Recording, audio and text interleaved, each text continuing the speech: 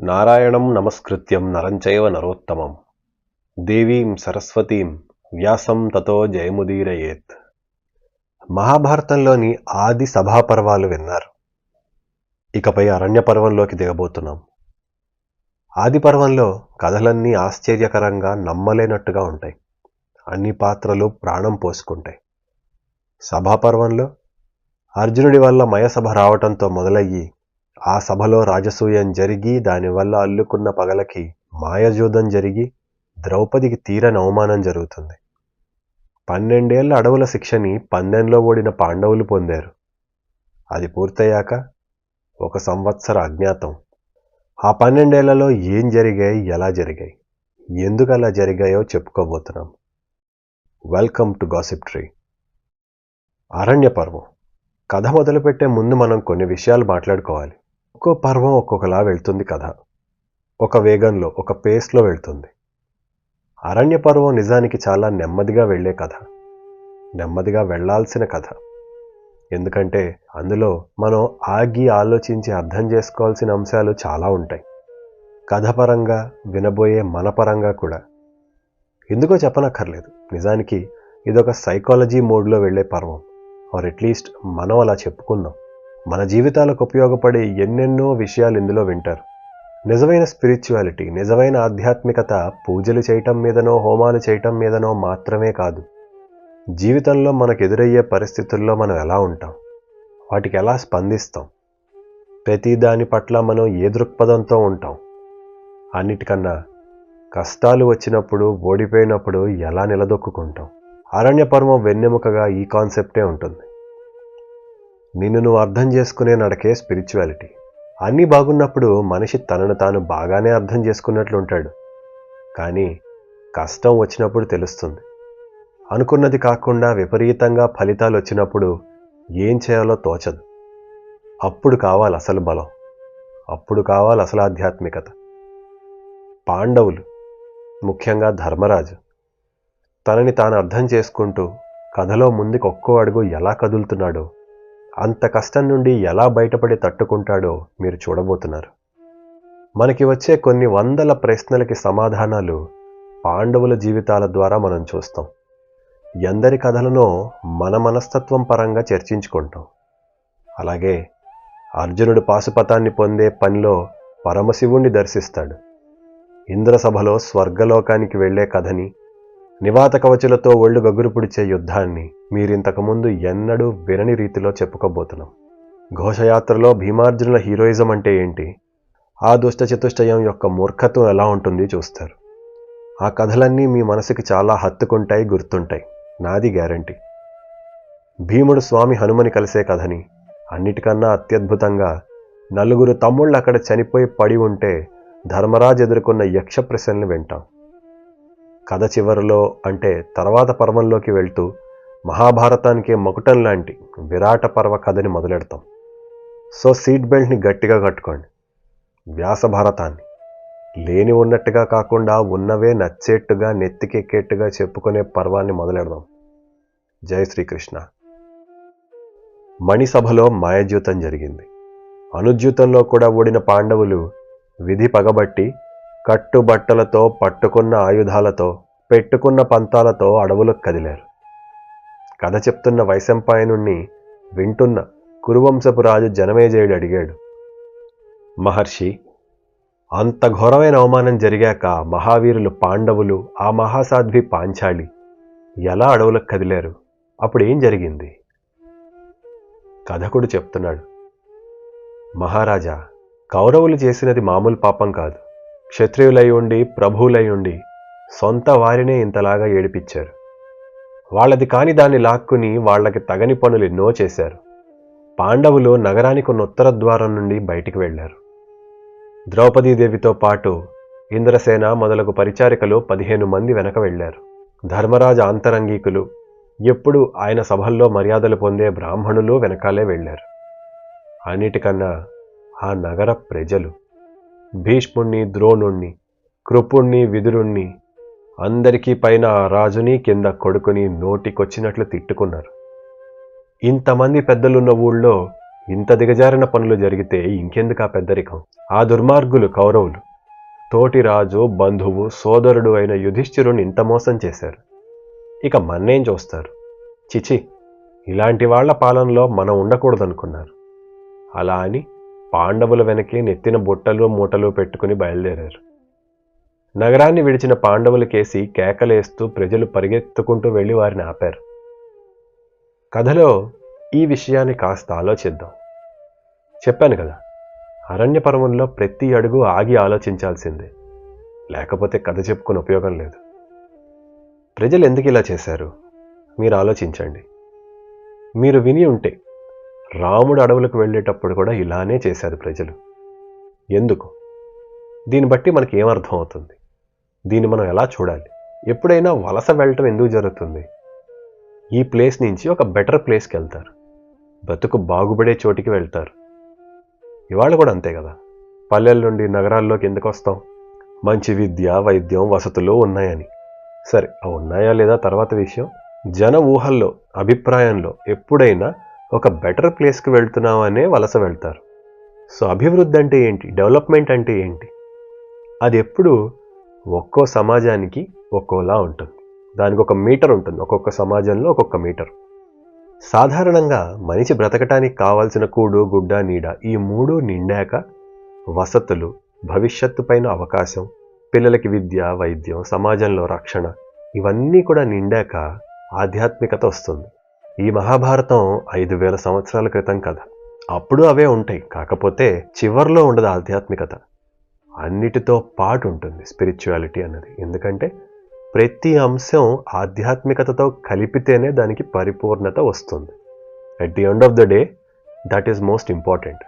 Spirituality అంటే ఏదో పూజలు చేయటం, హోమాలు చేయటం కానే కాదని చెప్పుకున్నాం. అది మాత్రమే కాదు, అది సనాతన ధర్మంలో కర్మ సిద్ధాంతాన్ని నమ్మి ధర్మంగా సమాజంలో బతికేవాడికి తన రోజు జీవితంలో చేసే పనుల వల్ల ఒక్కో మెట్టు ఎక్కి చివరికి పొందాల్సిన ముక్తిని పొందే మార్గం. సింపుల్గా అది స్పిరిచువాలిటీ.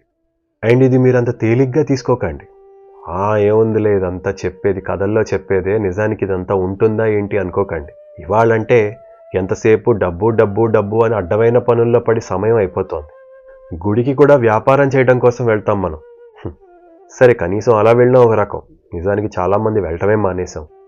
మనం చూసే కోణం కొంచెం సరి చేసుకోవడానికి ఆనాటి సమాజాన్ని ఒక్కసారి చూద్దాం. వాళ్ళు ధర్మరాజుతో ఏమన్నారు ప్రజలు? రాజా, మేము మీతో వస్తాం. ఆయన మొహం అదోలా పెట్టాడు. ఏమంటాడు? అడవులకు వెళ్తుంటే మీరంతా వస్తే ఎలా అని అనుకుంటాడు కదా. వాళ్ళు ఎక్స్ప్లెయిన్ చేశారు అప్పుడు, రాజా నువ్వు మరోలా అనుకోకు. ప్రభువు పాలించేవాడు సరైన వాడైతే అతని వెంట వెళ్ళి అతని అడుగుల్లో నడిచి మేము వృద్ధి పొందుతాం. వాడు సరైనవాడు కాకపోతే సహజంగా మా బతుకు కూడా పాడైపోతుంది, పాపం పెరిగి దిగజారిపోతాం అన్నారు. ఇది ఆలోచించండి, మీరు వాళ్ళన్న మాటల్ని ఆలోచించండి.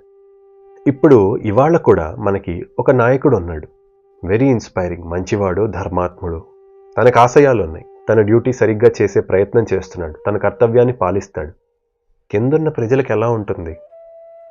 అలాగే ఇంకొకడు ఉంటాడు, నచ్చిన వారికి న్యాయం చేస్తాడు, పొగిడిన వారికి పదవులు ఇస్తాడు, అయిన వారికి అన్నీ ఇచ్చి తన సొమ్మేదో ఇస్తున్నట్లు బిచ్చం వేస్తాడు. మొదటి రకం నిజానికి అరుదు, బట్ ఉన్నాడు అనుకుందాం. ఏ నాయకుడి కింద ప్రజలకి ధైర్యంగా బతికడం వస్తుంది? ఏ నాయకుడి కింద ప్రజలకి సంతృప్తి ఉంటుంది బతికినట్టు? 2, నాయకుడు సరిగ్గా ఉంటే ప్రజలు సరిగ్గా ఉంటారు. నాయకుడే అలా ఉంటే ప్రజలకి తప్పదు, నీతి తప్పి బ్రతకాలి. మరి అది పాడైపోవటం కాదా? నాయకుడిది తన సొంత చాయిస్. ఒక నాయకుడు అతని దగ్గర బలము, ధనము, ఇన్ఫ్లుయెన్స్ అన్నీ ఉంటాయి. కాబట్టి అతను ఎలా ఉంటాడో చాలా మటుకు అతని చేతిలో ఉంటుంది. ప్రజలకు అలా కాదు. ఆ నాయకుడి ప్రభావం చేత కింద నాయకుడు వల్ల ఇంకొంచెం కింద నాయకుడు, అలా చివరిగా ప్రజల మీద పడుతుంది. కాబట్టి ప్రజలకి నిజానికి అంత స్వాతంత్రం లేదు. పైనుంచి సిస్టమ్ ఎలా ఉందో ఆ కిందున్నవాడు అలాగే బతకాలి. సొసైటీలో ఏంటి, మన ఆఫీసుల్లో కూడా అంతే కదా. పైన అందరూ వెధవలు చేరితే కింద ఉద్యోగం చేసుకునేవాళ్ళు గొప్పగా ఉండలేరు.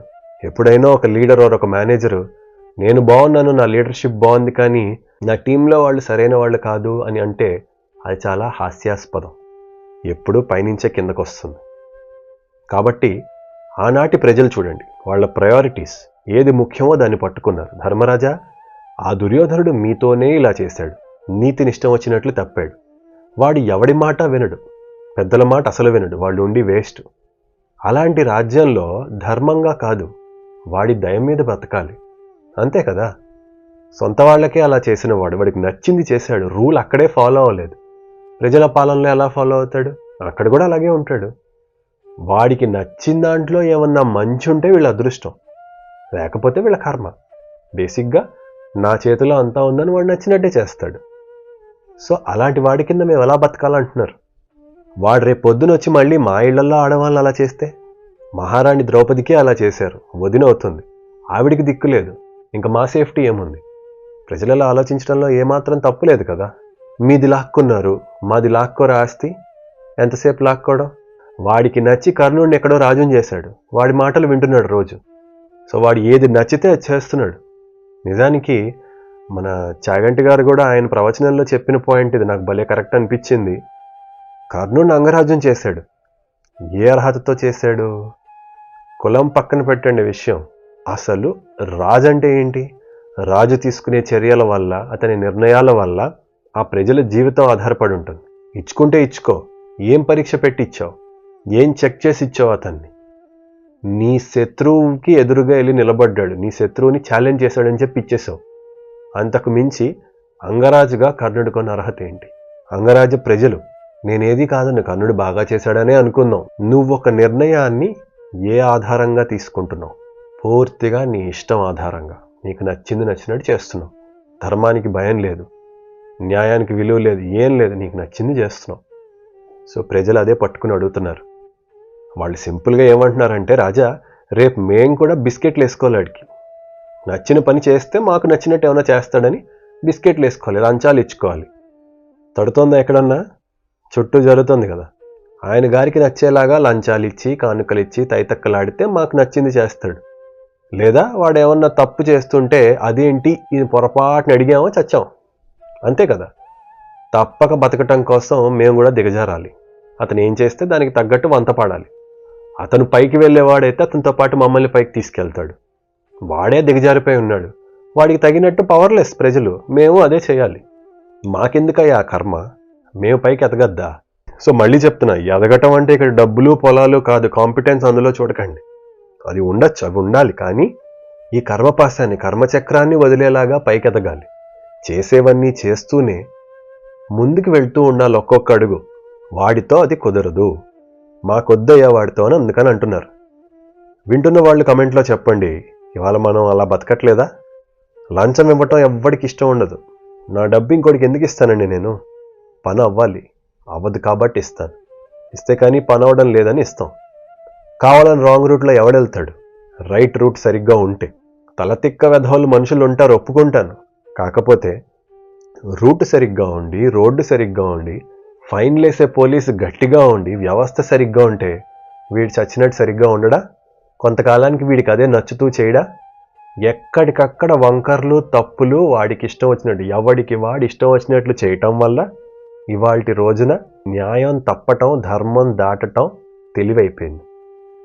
ఆనాటి ప్రజలకు అది వద్దంటున్నారు. ఎందుకంటే ఒక్కసారి ఆ కిందకి దిగటం మొదలైతే అదే బాగుంటుంది, అదే చాలా సౌకర్యంగా ఉంటుంది. వాళ్ళకి తెలుసు అది, స్వామి మాకు వద్దది, ఆ బతుకు మాకొద్దు, మేము కూడా మీతో వస్తాం అంటున్నారు.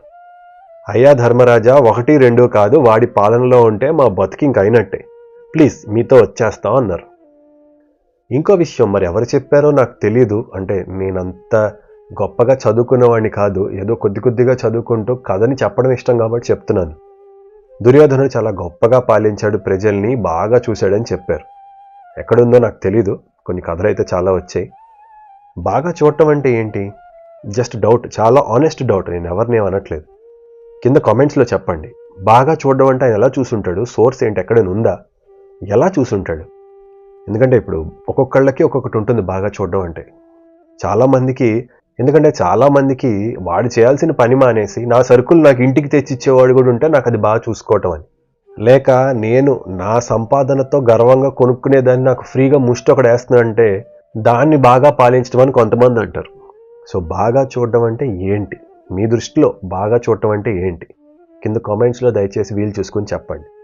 ఎందుకంటే నా హక్కుని ఇంకోటి బహుమతిగా ఇవ్వటం నాకు స్వేచ్ఛ ఎలా అయింది, అభివృద్ధి ఎలా అయిందో నాకు అర్థం కావట్లేదు. దుర్యోధనుడి ప్రవృత్తికి తోటి రాజులతో అలా చేశాడు. నీతి తప్పి వాడు ఎంత గొప్ప పాలన చేస్తాడని ఎక్స్పెక్ట్ చేయాలో నాకు తెలియదు. ఇన్ని చెప్పారు ప్రజలు. ఇప్పుడు ధర్మరాజుకి ఎలా ఉంటుంది ఇది విని? చతికిలబడిపోయాడు. చూడండి, అలా అనకండి అన్నాడు. ఆ రాజ్యం మా తాతలు, తండ్రులు, గురువులు మంచివారు ఉన్నారు చాలామంది ఆ రాజ్యంలో. మాకిలా జరిగిందని మీకు అలా అవ్వదు. ప్రజలని పాలించటంలో వాళ్ళు ఎలాంటి తప్పులు చేయరు. వారిని నిందించకండి. అందున వారిప్పుడు బాధలో ఉన్నారు. జరిగింది వాళ్ళకి నచ్చేం జరగలేదు. మీరు ఇలా శిక్షిస్తే వాళ్ళు ఏమైపోతారు? ఇన్నేళ్లు బతికిన పెద్దలు చివర్లో ఇలా వారిని మీరు చూడొద్దు. దయచేసి వెళ్ళిపోండి అన్నాడు. మీరు చూపించే ప్రేమకి నేను ఎంతో ఆనందిస్తున్నాను. కానీ మీరు నా మాట విని వెనక్కి వెళ్ళిపోండి అని అన్నాడు. ఎప్పుడైనా సరే ఆ ఊరంతా వాళ్ళ వెనకాల వెళ్ళిపోయిందంటే ఊళ్ళో ప్రతి గడప కదిలిందని కాదు. ప్రతి సమాజంలో మంచివాళ్ళు ఉంటారు, మూర్ఖులు ఉంటారు, నీచులు ఉంటారు. మూడు రకాలు ఉంటారు. సీతమ్మ శీలాన్ని నిందించిన సమాజం మంది. సో మరీ అంత గొప్పగా ఊహించద్దు. సమాజంలో మంచివాళ్ళు చాలామంది ఉంటారు. వాళ్ళు ఇలా వచ్చారు వీళ్ళు వెనక. సో ఇలా వీళ్ళందరూ వదిలేస్తే ఊరు అసలే పాలకుడు మూర్ఖుడు, సరైనవాడు కాదు. ప్రజలు కూడా ఇంక చివరికి మిగిలింది స్క్రాపే మిగిలిందనుకో, రాజ్యం ఏమైపోతుంది? వాళ్ళ ఫ్యామిలీ కదా. ఇంకోటి అంతే కదా, ప్రశ్నించేవారు మిగిలితేనేగా సమాజంలో ఊపిరి మిగిలేది. అగైన్ ఇవాళ కూడా ఒక రాష్ట్రంలో లేని అభివృద్ధి తట్టుకోలేక వలస వెళ్ళిపోతారు అందరూ. ఆ రాష్ట్రం ఏమైపోతుంది? ఎంత కష్టం. పైకి లేపేవాడెవడు లేడు కదా రాష్ట్రాన్ని. అంతే మరి అక్కడ కూడా పరిస్థితి. అండ్ ఈ ధర్మరాజు గారు కూడా ఒక అధికారి కదా, ఒక రాజు. ఆయన అలా చేయొద్దన్నాడు. అందున వాళ్ళు తిరిగి వస్తారు. వాళ్ళు తిరిగి వచ్చి రాజ్యం చేయాలంటే వాళ్ళని నమ్మి ఇష్టపడే జనం ఉండాలి కదా. అడుగడుగునా పైన కింద అందరూ వెధవలే ఉంటే మళ్ళీ అలాంటి రాజ్యాన్ని పాలించడం ఎంత కష్టం. తిరిగి వీళ్ళందరూ రాజ్యం నుండి వచ్చేస్తే మరి దుర్యోధనుడు హ్యాపీనే, వీళ్ళు కాదు. సో దుర్యోధనుడైనా ధర్మరాజైనా ఎవడైనా మనమైనా అంతే కదా. కళ్ళ ముందు ఉంటే గుర్తుంటారు. పక్కకి వెళ్ళిపోయారు, అందరూ వెళ్ళిపోయారు అనుకో పక్కకి, మంచి వెళ్ళిపోతే పక్కకి మంచి గుర్తుండదు. సో ధర్మరాజు గారు మీరు అన్నీ వదులుకొని వచ్చేస్తారు, బాగానే ఉంది, కానీ అది ఎవరికి మంచిది కాదు. నా మాట విని వెళ్ళిపోండి అని నచ్చజెప్పి పంపాడు. వాళ్ళు ఇంకా నిరాశగా భోరుమని సరే అని తిరిగి వెళ్ళిపోయారు. పాండవుల్ని ఒక్కొక్కళ్ళని దీవించి క్షేమంగా ఉండండి అని వెళ్ళిపోయారు వాళ్ళు. అలా వెళ్ళాక ప్రమాణం అన్న గంగా తీరం దగ్గర ఒక పెద్ద వటవృక్షం చేరారు. దాని కింద చేరి ఆ రాత్రి అందరూ మంచినీరే తాగి నిద్రపోయారు. మర్నాడు ఉదయం లేచారు. కాలకృత్యాలు తీర్చుకుని ధర్మరాజు ఒక్కసారి చూశాడు. చుట్టూ పండితులు, బ్రాహ్మణులు, విప్రులు ఉన్నారు. వారిని చూసి ధర్మరాజు చతికిలపడ్డాడు. చేతులు జోడించి వణికిపోతూ వారికి చెప్పాడు, అయ్యా మీరు కూడా దయచేసి, మంచి ధనవంతులైన రాజుల చుట్టూ చాలామంది ఉన్నారు, ధర్మాత్ములు ఉన్నారు, వాళ్ళ దగ్గరికి వెళ్ళండి.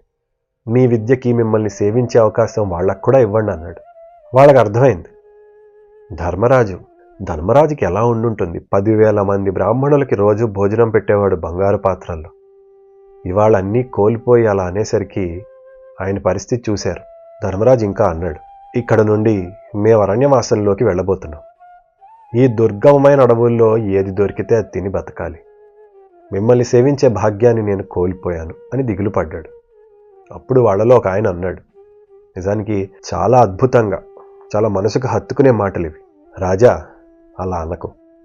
నిన్నటిదాకా కన్న బిడ్డలాగా మా మర్యాదలు చూసావు.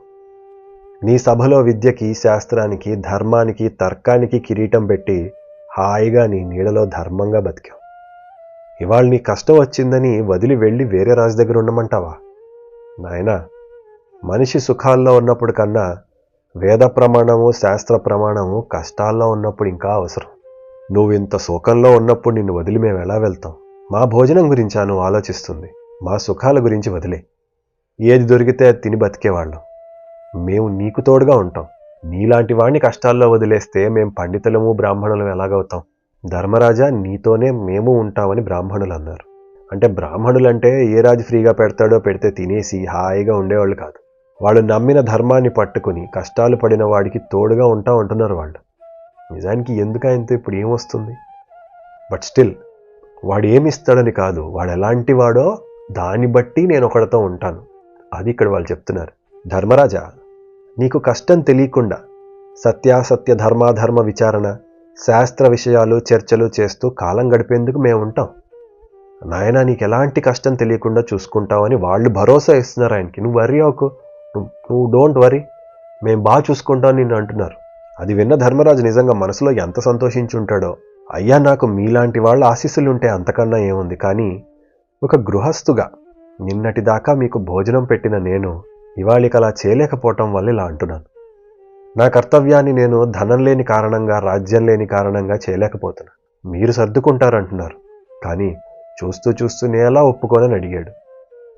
ఇక్కడ ఒక క్షణం మళ్ళీ ఆగుదాం.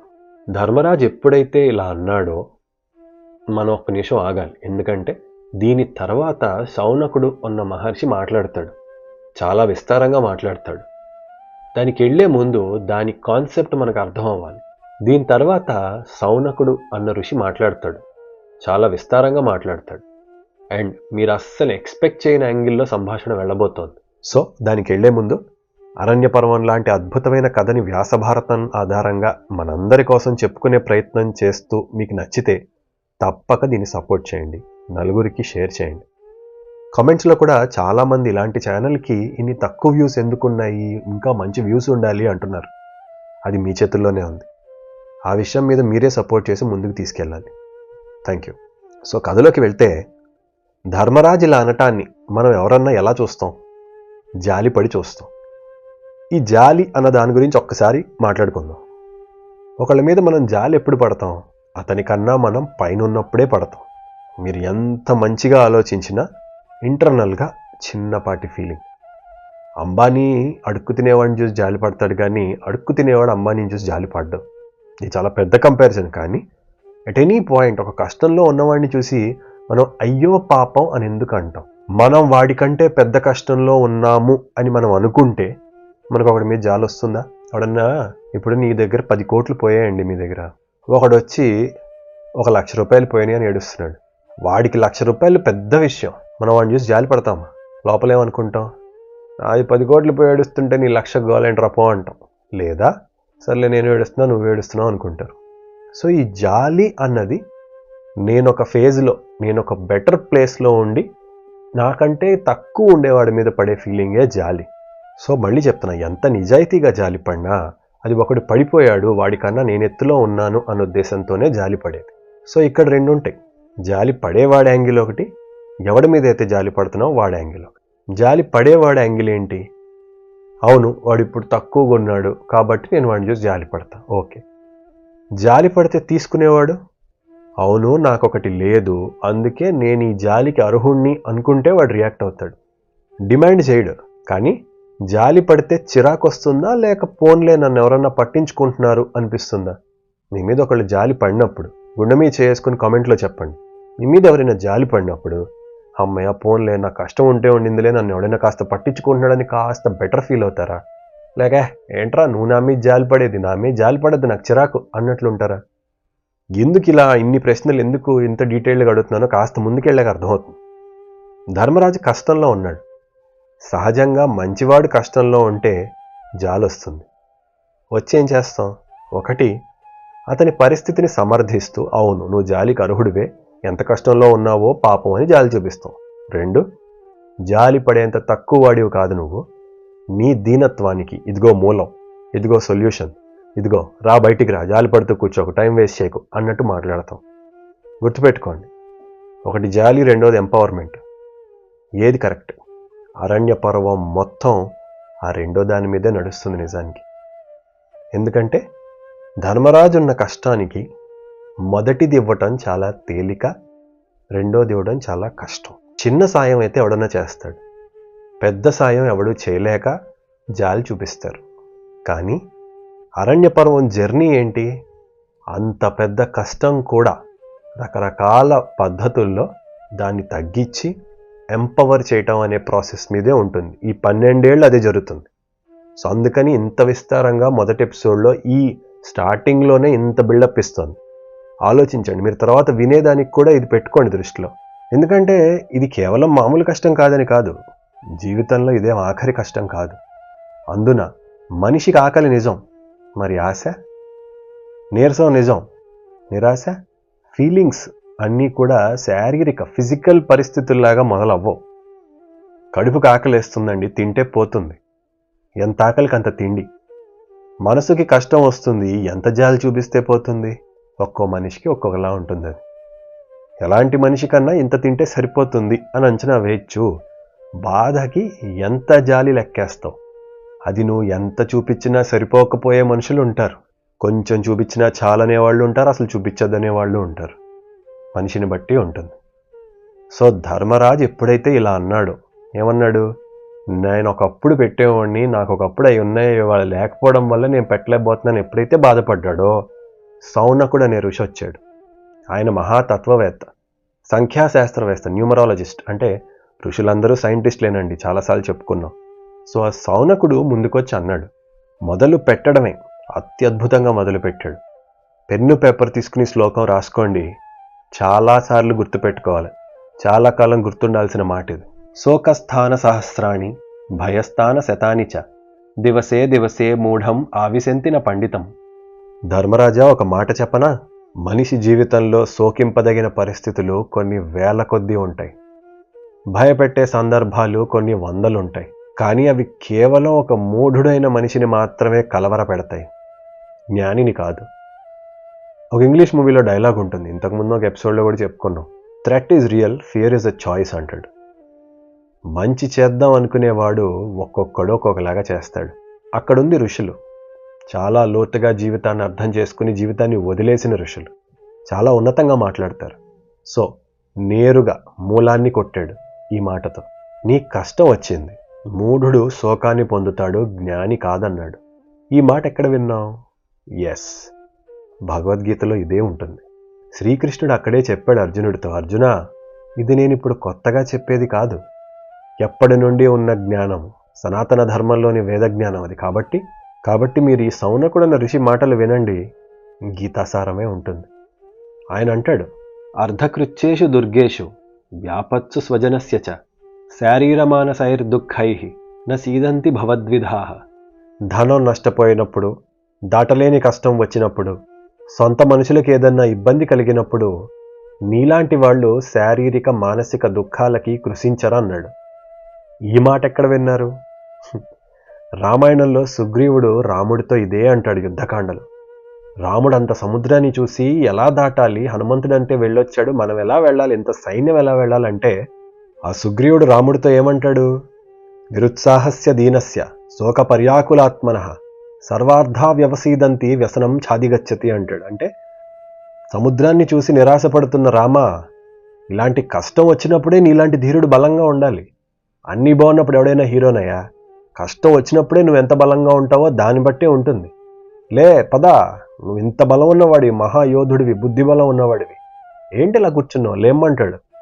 అదే మాట ఈ సౌనకుడు ధర్మరాజుతో అంటున్నాడు. ఇప్పుడు ఏమంటున్నాడు, ధనం నష్టపోయినప్పుడు, దాటలేని కష్టం వచ్చినప్పుడు, సొంత మనుషులకు ఏదన్నా ఇబ్బంది కలిగినప్పుడు నీలాంటి వాళ్ళు శారీరకంగా కానీ మానసికంగా కానీ కృషించరు. ఎంత మోటివేటింగ్గా ఉందండి. నీలాంటి వాళ్ళు తక్కువ చేసి మాట్లాడట్లేదు. మన జ్ఞానం, మన ధర్మం ఇంత కనెక్టెడ్ చూడండి. ఏ కథలో చెప్పినా అదే మాట, పరిస్థితులకు తగ్గట్టు చెప్తారు అంతే. సేమ్ మాట అక్కడ రాముడికి, ఇక్కడ ధర్మరాజుకి. శోకం ఉన్న ఏ ధర్మాత్ముడికైనా అంతే. ఆ సౌనకుడు అలా చెప్తూ జనక మహారాజు చెప్పిన ఒక విషయం చెప్పాడు. జనక మహారాజు మహాజ్ఞాని. ఆయన అన్నాడు ఒకసారి, ఈ జగత్తంతా శారీరక దుఃఖాలతోనూ మానసిక దుఃఖాలతోనే నిండుంది. శరీరానికి అయితే రోగం వస్తుంది, లేదా దెబ్బ తగులుతుంది, లేదా అలసిపోతుంది. చివరగా ఇష్టమైన వాటిని వదిలేసినప్పుడు శరీరానికి దుఃఖం. అంటే శరీరానికి 4 రీజన్స్ వల్ల దుఃఖం వస్తుంది, ఈ 4 కారణాల వల్ల. మరి అలాంటి బాధ నుండి విరుగుడు ఎలా పొందుతాడు మనిషి? ఒకటి, సకాలంలో చేయాల్సిన విరుగుడు ఉంటుంది. ఒకటి, సకాలంలో చేయాల్సిన పని చేయాలి. ఆ వచ్చిన ప్రాబ్లంకి తగ్గ సొల్యూషన్ చేస్తే దెబ్బకి మందు, బాధేస్తే మరో మందు, రోగానికి ఔషధం, అలసటకి విశ్రాంతి. ఇలా ఏది ఎప్పుడు చేయాలో అలా చేయడం ఒక సొల్యూషన్. 2, దాని గురించి మర్చిపోతే మరుగున పడిపోతుంది. సో శరీరానికి ఉన్న బాధలకి ఈ రెండిట్లో ఏదో ఒక సొల్యూషన్. మరి మానసిక బాధ దేనివల్ల పోతుంది? మనసుకి ప్రియమైన మాటల వల్ల పోతుంది.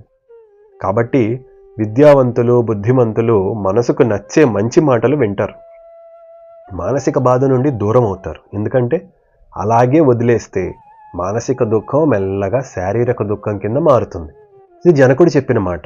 నిజమే కదా, స్ట్రెస్ ఎక్కువ అవటం వల్లే కదా ఎంతమందికి బీపీలు, షుగర్లు, హార్ట్ అటాకులు సైతం వస్తున్నాయి. జనకుడి మాటని సౌనకుడు ఇప్పుడు చెప్తున్నాడు. నీటి చేత అగ్ని ఎలా ఆర్పేయబడుతుందో మంచి మాటల చేత దుఃఖాన్ని ఆర్పేయాలి, లేకపోతే బుద్ధి పనిచేయదు. తర్వాత శరీరం కూడా శుష్కించిపోతుంది, వీక్ అయిపోతుంది. ధర్మరాజా, సో వదిలేయి, నీ బాధను నువ్వు వదిలేయి, ఏదో పెద్ద దీనిలా ఫీల్ అయిపోకు నువ్వు. ఇది ఇలా మొదలుపెట్టాడు అంతే ఆయన. సరే, మానసిక దుఃఖం పోగొట్టాలి మాటల చేత.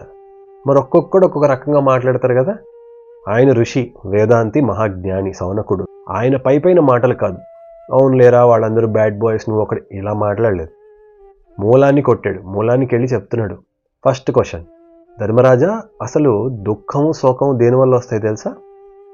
స్నేహం వల్ల అన్నాడు. స్నేహం అంటే ఫ్రెండ్షిప్ కదా, అటాచ్మెంట్ వల్ల వస్తాయి. సుఖము, దుఃఖము, బాధ, ఆనందం అన్నీ కూడా అటాచ్మెంట్ వల్లనే వస్తాయి. సుఖంగా ఉన్నప్పుడు బాగుంటుంది కాకపోతే, కానీ దుఃఖం వచ్చినప్పుడు కష్టంగా ఉంటుంది. రెండూ అనర్థకరాలే. ఇంతకుముందు రాజసూయం చేసావు, గొప్ప కీర్తి సంపాదించావు, అప్పుడు బాగుంది నీకు, ఇప్పుడు బాధగా ఉంది. దేనివల్ల ఇదంతా? అటాచ్మెంట్ వల్ల. అప్పుడు ఆనందమైనా ఇప్పుడు బాధ అయినా దానివల్లే. దేనికి అటాచ్మెంట్? అది కీలకం కదా. అది తెలుసుకుంటే కదా ముందు నువ్వు బయటపడేది. ఆ అటాచ్మెంట్ ఏంటో తెలుసుకుంటే కదా దాన్ని వదిలేది. విప్రయోగేన తు త్యాగి దోషదర్శి సమాగమే విరాగం భజతే జంతు నిర్వైరో నిరవగ్రహ. విషయ సుఖాలు అందుబాటులో లేక వదిలేయటం కాదు, ఉన్నా కూడా ఇవి అనిశ్చితం, ఇదంతా నిజం కాదు, శాశ్వతం కాదు అని వదిలేయగలగటం వైరాగ్యం. అది నిజమైన జ్ఞానం. అప్పుడు మనిషి ఈ సుఖదుఖాల బంధం వల్ల విముక్తి పొందుతాడు. మిత్రుల పట్ల, శరీరం పట్ల, వస్తువుల పట్ల, అన్నిటి పట్ల జ్ఞానంతోనే దూరం పెంచుకోవాలి. తామరాకు మీద నీటి బొట్టు వలె జ్ఞాని అవుదాం అనుకునేవాడు అన్నిటినీ అంటనట్లే ఉండాలి. ధర్మరాజుకి ఇంకా చెప్తున్నాడు, ఇప్పుడు కష్టంలో ఉన్నావు, కానీ నువ్వు బయటపడేటప్పుడు సరిగ్గా బయటపడు. This is how you should think. ఇలా తప్ప ఎలా ఆలోచించినా నీకు శోకం తప్పదు. నువ్వు ఇప్పుడు ఏదో టెంపరీగా ఆలోచించేసి దాని నుంచి బయటపడిపోతావు, కానీ మళ్ళీ అతి త్వరలో దుఃఖం వస్తుంది. అలా కాదు, సరైన కారణాలతో బయటపడు. ఎందుకంటే ఇప్పుడు కష్టంలో ఉన్నాడు ధర్మరాజు. 12 ఏళ్ల పాటు ఉండాలి, ఒక రోజుతో అయిపోదు. తర్వాత 1 సంవత్సరం అజ్ఞాతంలో ఉండాలి, అది ఇంకా కష్టం. అక్కడితో అయిపోతుందా? మనకు తెలుసు కదా కథ. తర్వాత ఉద్యోగ పర్వం, అడ్డమైన రాజకీయాలు ఉంటాయి క్రేజీగా. తర్వాత యుద్ధం, కురుక్షేత్ర యుద్ధం. ఇవన్నీ చోట్ల అటాచ్మెంట్ ఉంటుంది ఎక్కడికక్కడ. ధర్మరాజా, బ్యాలెన్స్ తప్పి ధర్మం తప్పటం చాలా తేలిక. ఎంతకాలం అని ఓపిక ఉంటుంది మనసుకి? నువ్వు నటిస్తే ఒకసారి కాకపోతే ఒకసారి పడిపోతావు. కాబట్టి నిజమైన కారణాలు తెలుసుకో బాధకి, నిజంగా బయటపడి వాటి నుంచి అని చెప్తున్నాడు ఇదంతా. ఇప్పుడు ఆస్తి లేదని బాధపడుతున్నావు, అది ఎక్కువైందనుకో ఆ బాధ, రాగం ఎక్కువైందనుకో శోకం వస్తుంది, శోకం ఎక్కువైతే కోపం వస్తుంది, అప్పుడు పాపం చేయాలనిపిస్తుంది, చేసినా తప్పు లేదనిపిస్తుంది. దీని కదా ఎంటైటిల్మెంట్ అంటారు. బయట కూడా మనం చాలాసార్లు చూస్తాం కదా, నేను ఇన్ని కష్టాలు పడ్డాను కనుక నేను తప్పు చేసినా పర్లేదు అనుకుంటారు. ఒకప్పుడు నా నెత్తి మీద ఒకడు తొక్కాడు కాబట్టి నేను ఆ పదవిలోకి రాగానే నా కింద వాళ్ళని తొక్కుతాను. ఎందుకంటే నేను అనుభవించాను, మరి నేను తొక్కద్దు. ఎన్నిసార్లు చూడరు ఇలాగా, ఎన్ని చోట్ల చూడరు ఇలాగా. సో ధర్మరాజా, ఏం పర్లేదని అప్పుడు తప్పులు చేసేస్తావు, పాపం పండిపోతుంది, కర్మచక్రంలో బందీగా అవుతూనే ఉంటావు. నిజానికి మనుషులందరూ ఇదే పని చేస్తుంటారు. నువ్వు ఏదైతే బాధ అనుభవిస్తున్నావో అది ధనం లేకపోవటం వల్ల కాదు, అది ఉంటేనే ఆనందం ఉంటుంది అనుకోవటం వల్ల. ఒకప్పుడు అందరికీ పెట్టాను కనుక బాగున్నాను అనుకోకు, పెట్టకపోయినా నువ్వు బాగుండాలి, బాగుంటావు. ధనం వల్ల, డబ్బు వల్ల మనిషికి మనసులో భయం, కోపం, కార్పణ్యం, గర్వం ఒకదాని వెనక ఒకటి వచ్చేస్తాయి. అవన్నీ బాగున్నప్పుడు కొన్ని కనిపిస్తాయి, కొన్ని కనబడవు. చేతిలో డబ్బులు పోయినప్పుడు అన్నీ కనిపిస్తాయి. అవి సరిగ్గా చూడగలగాలి. చూసి పండితుడన్నవాడు ధనం పోయినందుకు బాధపడ్డు. విన్నాడు యుధిష్ఠిరుడు, అంతా విన్నాడు. విని అన్నాడు, అయ్యా మీరు చెప్పింది బాగుంది, నేను ఒప్పుకుంటా, కానీ నా బాధ ధనం పోయిందన్న దానికన్నా దానివల్ల నేను చేసే కర్మలను చేయలేకపోతున్నానని, నా కర్తవ్యాన్ని చేయలేకపోతున్నానని. ఆ ధనం ఉంటే నా ధర్మం నిలిచేది. గృహస్థుగా ఉండి నేను చేయాల్సిన పనులు చేయకపోతే వచ్చే పాపం వల్ల భయపడుతున్నా.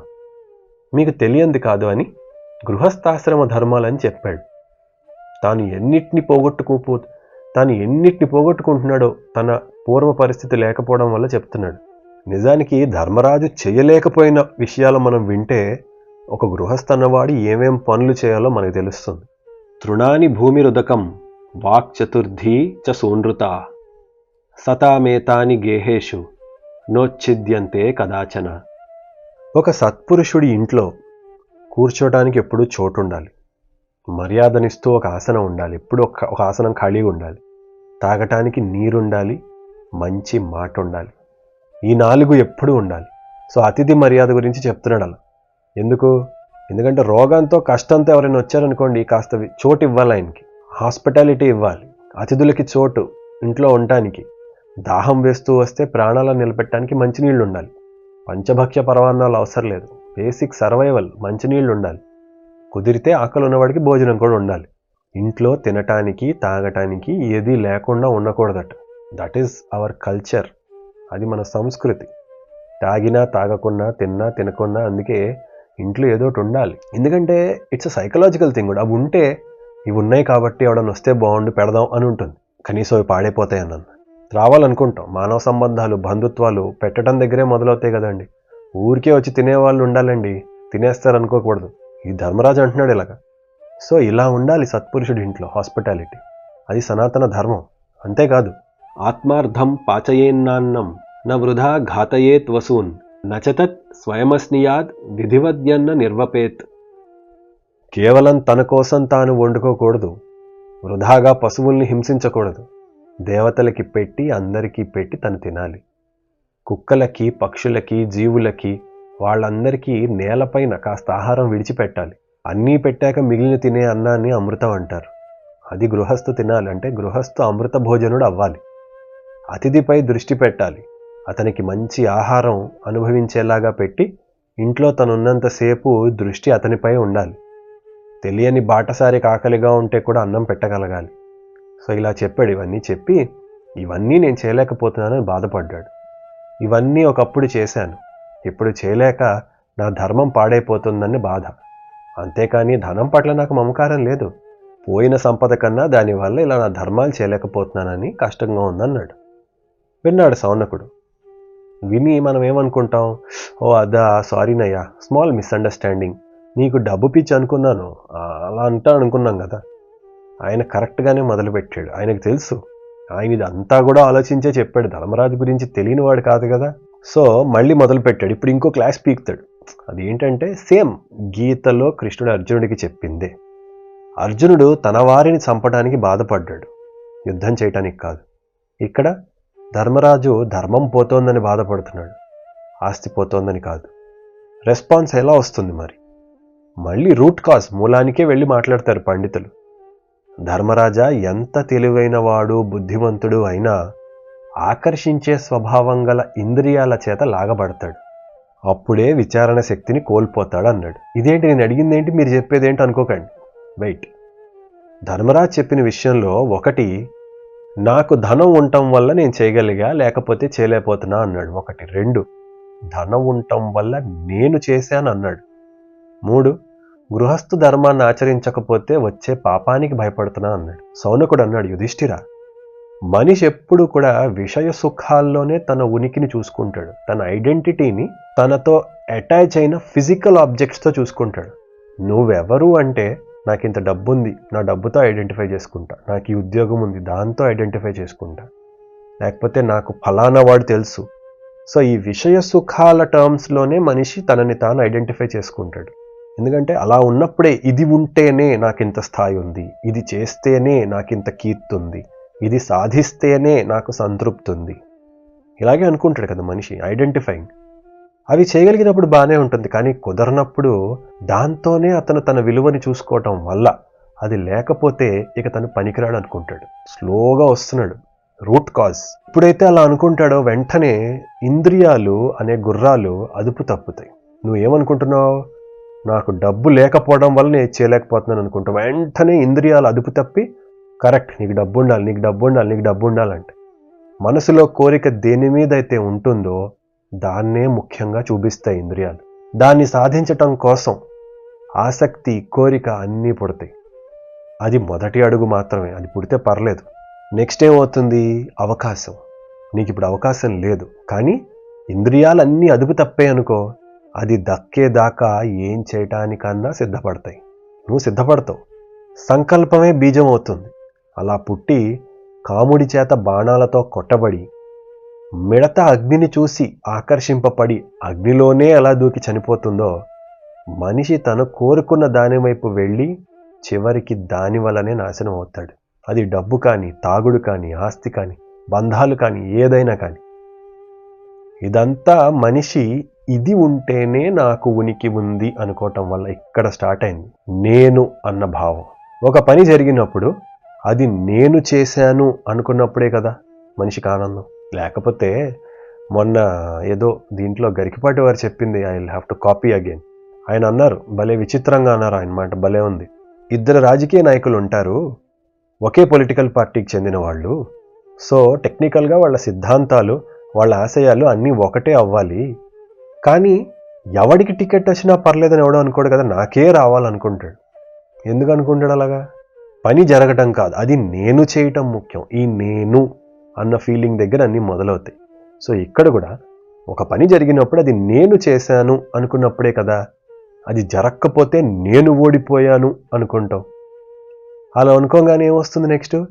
నేను గెలవాలి ఎలాగన్నా అనుకుంటాం. ఇది సైకిల్. ఈ నేను అన్నది పెద్ద సైకిల్, తొక్కుతానే ఉండాలి. ఇలాగే కర్మపాశం బిగిసి బిగిసి బిగిసి పుణ్యాలు పాపాలు అన్నీ అంటించుకుని కనపడని సంఖ్యలతో జీవితాలు గడిచిపోతాయి.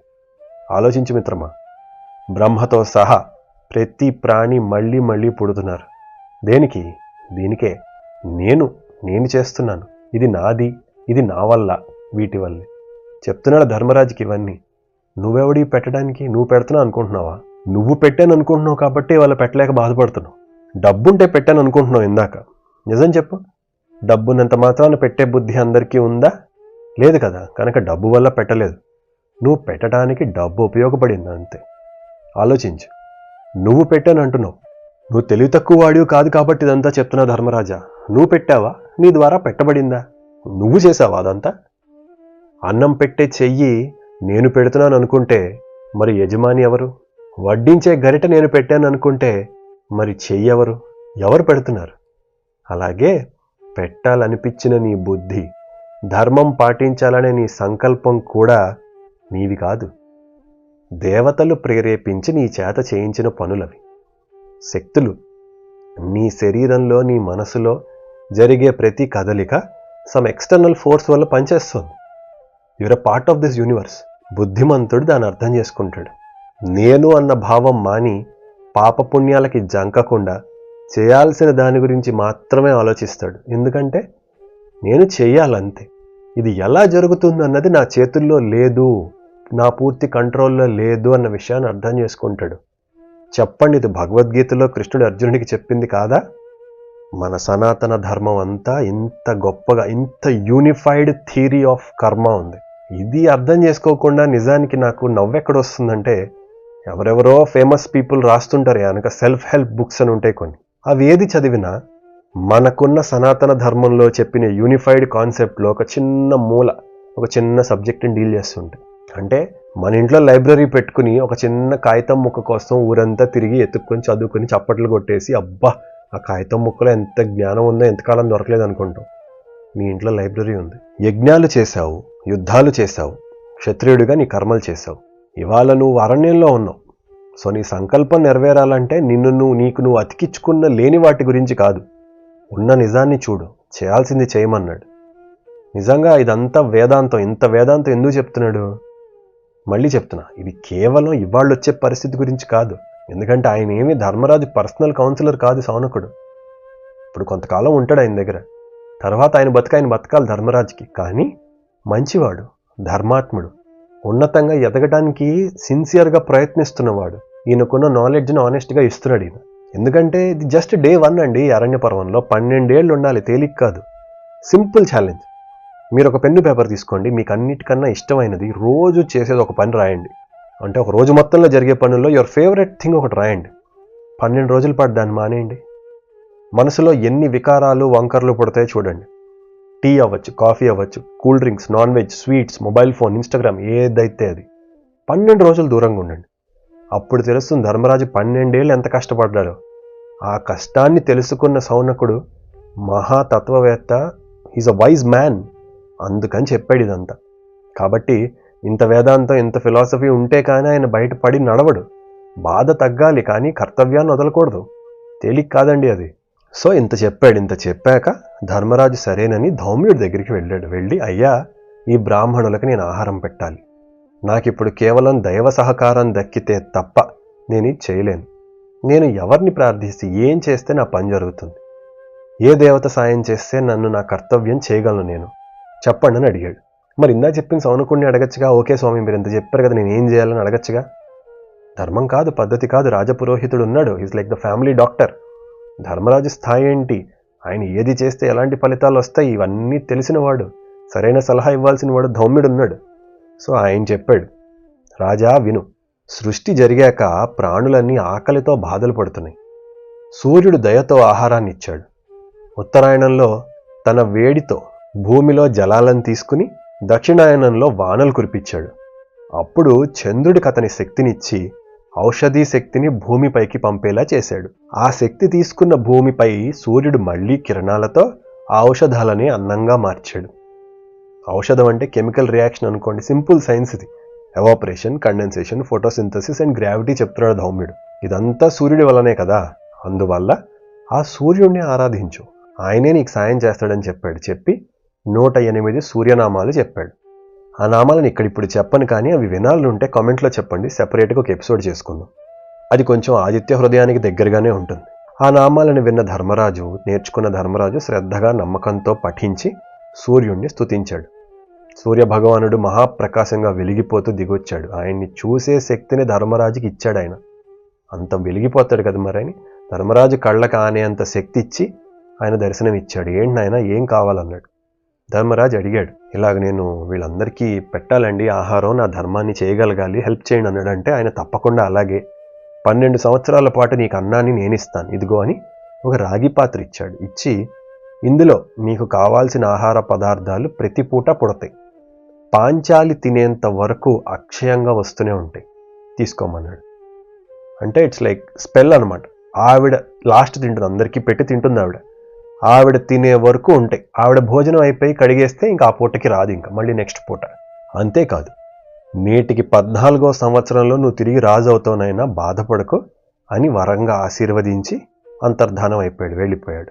మొదటి కష్టం తీరింది. 12 ఏళ్ల ప్రయాణానికి ఆహార భారం తీరిపోయింది.